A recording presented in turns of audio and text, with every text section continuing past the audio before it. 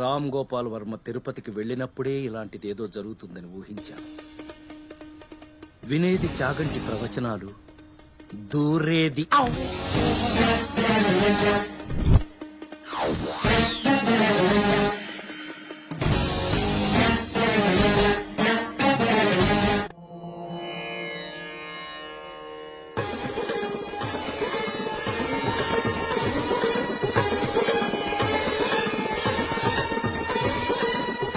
హే friend, moms తో సంబంధం fix చేసావా? కట్నం ఎంతేంటి?